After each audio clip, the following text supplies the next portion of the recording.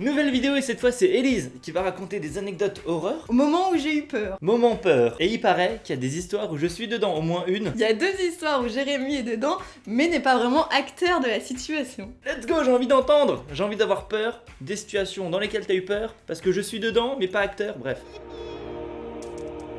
J'ai trois petites histoires. La première, c'est vraiment une toute légère pour commencer, pour se mettre en jambe délicatement. J'étais toute gamine, dès que j'avais 5 ans, j'habitais dans un appartement et ma chambre était un peu vers le fond de l'appartement, j'étais toute seule. Ma soeur était à côté, mes parents le soir étaient dans le salon. Lit superposé, lit simple. Non bah j'étais toute seule donc j'étais dans un lit simple. Je sais pas, avec une petite mezzanine, un bureau en dessous, bref. Le soir, je n'avais pas vraiment peur du noir, mais j'avais des petites frayeurs nocturnes, on peut dire ça comme ça. Je sais pas vraiment si c'était des cauchemars ou si c'était réel, mais j'avais tout le temps en tête que la nuit, il y a des gens qui allaient rentrer par la porte d'entrée. Ils allaient rentrer en prenant une scie et en faisant un rond dans la porte. En mode cambrioleur avec un diamant, ils font un rond autour de la vitre. Ouais, mais là, avec une petite scie, ils allaient scier, faire un rond, rentrer. Mais c'était un rêve ou pas? En fait, je me rappelle plus si c'était dans mes rêves ou si c'est moi qui avais des peurs. Ou si c'est un souvenir enfoui. Pendant une longue période, je suis pas arrivée à dormir parce que j'avais tout le temps ça en tête. Ma pauvre maman a dû rester avec moi de longs mois, je crois, pour que je puisse m'endormir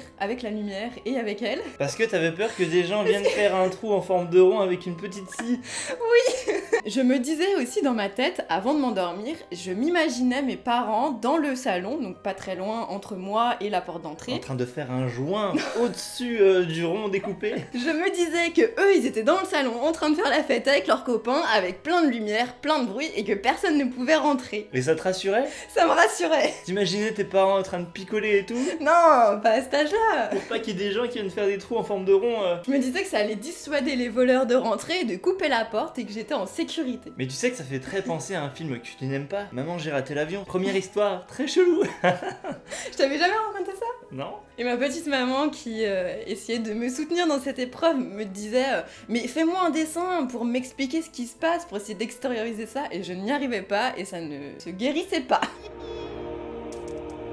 Deuxième histoire qui est beaucoup plus longue, beaucoup plus complexe, j'espère que je vais arriver à la raconter parce qu'il faut que je vous mette dans le contexte. Et moi je suis dedans ou pas? Oui, un petit peu. Il y a pas très longtemps, c'était il y a 4 ans, je pense. Tu n'étais pas là, hein, on se parlait par message. J'étais toute seule chez moi. Donc ici ou pas? Non. Non, j'étais chez mes parents. Mes parents ont une maison. La maison est assez grande, mes parents n'étaient pas là. C'était l'été, il faisait chaud, donc l'été on ouvre les fenêtres. Les volets étaient fermés, mais il y a certaines fenêtres qui ont des barreaux qui sont un petit peu en hauteur et qu'on peut ouvrir et laisser ouvert la nuit. Donc moi j'étais dans ma chambre, il était à peu près 23h, 23h30. Ta chambre qui est à l'étage. Qui est à l'étage. Oui, je me souviens de cette histoire un petit peu. J'avais la fenêtre ouverte. Et t'as entendu un petit bruit. Et j'ai entendu des bruits. Plusieurs bruits. J'ai entendu des gens marcher en fait. Depuis mon lit, j'ai entendu des gens en bas. Parce que ta chambre est à l'étage et donne sur le jardin. Et donc j'entends des gens marcher comme si ils étaient juste en dessous de ma fenêtre. Personne n'est censé être là à cette heure-ci. Et je les entends un peu, pas glousser, mais un peu comme si c'était un petit chuchotement ou un petit...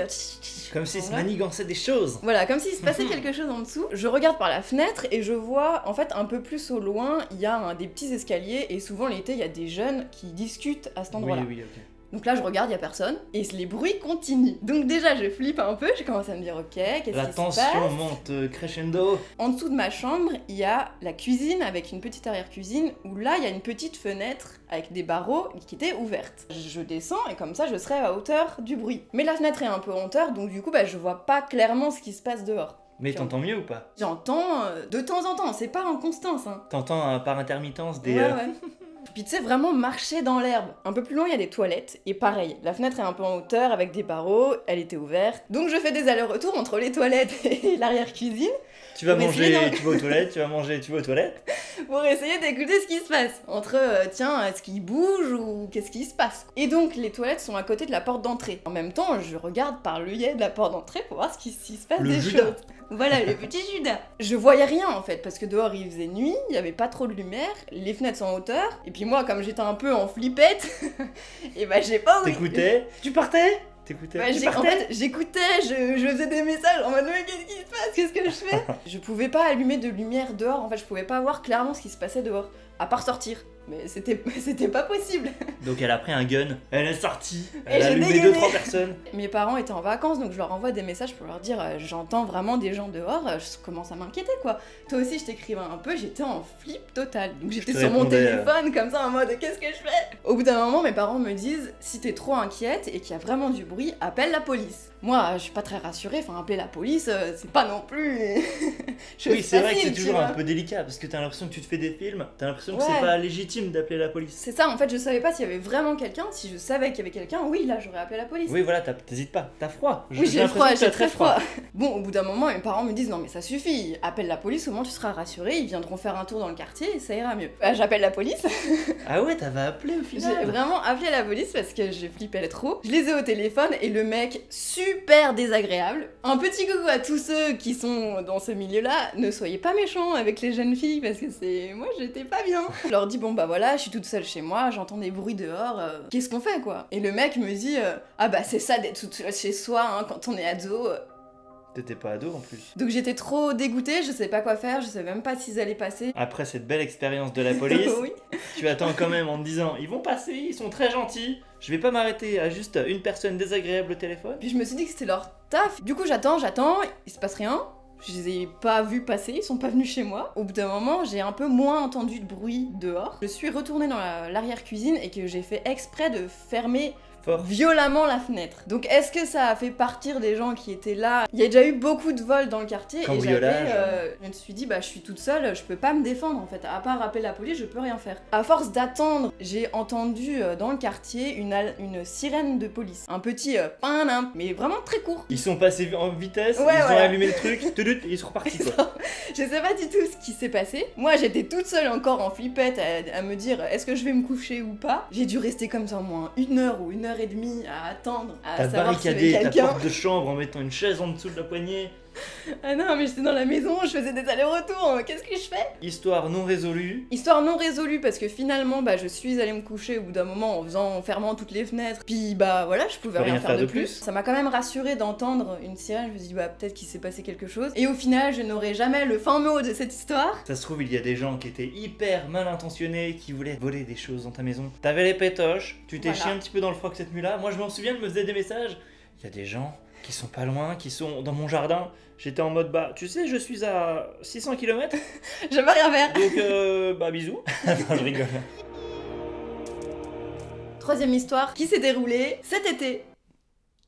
Quoi, Eh il y a oui. un truc qui a fait peur cet été? Oui, je me suis retrouvée seule face au monde et toi tu étais là. Il s'est passé quelque chose et j'étais là, mais sans être là? Exactement. C'était la nuit, on était chez mes parents, donc toujours dans la même chambre. Mes parents n'étaient pas là et je me réveille au milieu de la nuit. Ça, à savoir que j'ai un sommeil très très léger et dès Je qu'il y a bouge un orteil, elle se réveille. C'est Dès qu'il y a un insupportable. bébé bruit, je suis très alerte. Donc je me réveille au milieu de la nuit et j'entends des bruits au-dessus du toit. Donc ma chambre est au dernier étage. Ah oui, oui. On entend ce qui se passe très clairement sur le toit. Souvent il y a des petits animaux et du coup j'entends marcher, mais c'est pas des pas d'animaux comme je peux en avoir l'habitude. C'est des pas francs d'êtres humains. Oui, parce que j'ai aussi l'habitude que mon papa monte sur le toit pour faire des réparations, donc je connais aussi ce bruit. J'avais vraiment l'impression que c'était des pas humains. Tu te réveilles en plein milieu de la nuit, on entend des pas sur le toit, franchement, t'es pas dans le meilleur des états. Mais moi, ça m'a pas réveillé du tout. Hein. Mais non, bah non, toi tu dormais. Moi, j'étais. On était que tous les deux, donc je te réveille en mode Jérémy, je crois qu'il y a du bruit. Mais je me souviens même pas avoir été réveillé ni rien. Il commence à faire un petit bruit en mode ah, il se passe quoi? Je croyais que t'essayais d'écouter, mais en fait tu t'es endormi. Mais tu sais que ça me parle très vaguement en plus que tu me l'as raconté. Oui, parce que je lui ai dit le lendemain matin, il se rappelait pas. En plus, c'était encore l'été, donc les fenêtres étaient ouvertes. On Peut-être ouvre le fermées. Vénus, on le tape avec le balai. Dégage. Non, mais au moins fermer une fenêtre, voir ce qui se passe. Toute seule, je prends mon courage à deux mains, je mets une petite chemisette, voilà. Une petite chemisette. Je m'habille tenue de combat. Je vais un peu plus loin aussi dans le bureau, je vais fermer une autre fenêtre ouverte. Mes préoccupations sont vraiment les fenêtres. Hein. Ouais, je vois ça, ouais. Je continue vraiment d'entendre ces bruits pendant un long moment. Je retourne dans la chambre et je te réveille encore une fois. Je te dis, mais Jérémy, il y a quelqu'un, c'est pas possible. J'entends clairement quelqu'un sur le toit. J'étais en frisson dans mon corps. Bah oui.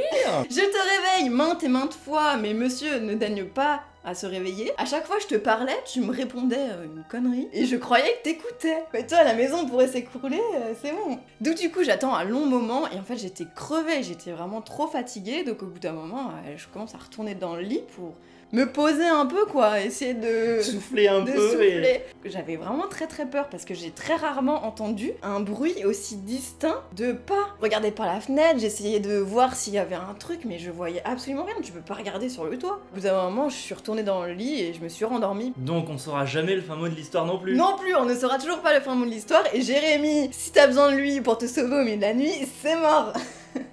J'ai rien entendu, je me souviens pas de l'histoire. Là tu m'en parles, je m'en souviens très vaguement. Moi je m'en souviens bien. Donc peut-être que la maison est hantée et on entend des bruits. Peut-être qu'on est dans The Hunting of Hill House. Petite référence à la vidéo sur Netflix, n'hésitez pas à aller la voir. C'était peut-être juste un gros animal qui faisait des gros bruits. Un bouquetin comme c'est dans la montagne. Un petit bouquetin. Il a sauté comme ça. Un petit ours. Un animal qui a 4 pattes, ça fait pas les mêmes bruits qu'un humain. Bah c'est sûr que si t'as un cheval sur ton toit, ça fait pas pareil qu'un petit humain. Histoire dont je faisais partie mais dont je n'ai aucun souvenir. Un peu perturbant. C'est mais... bizarre.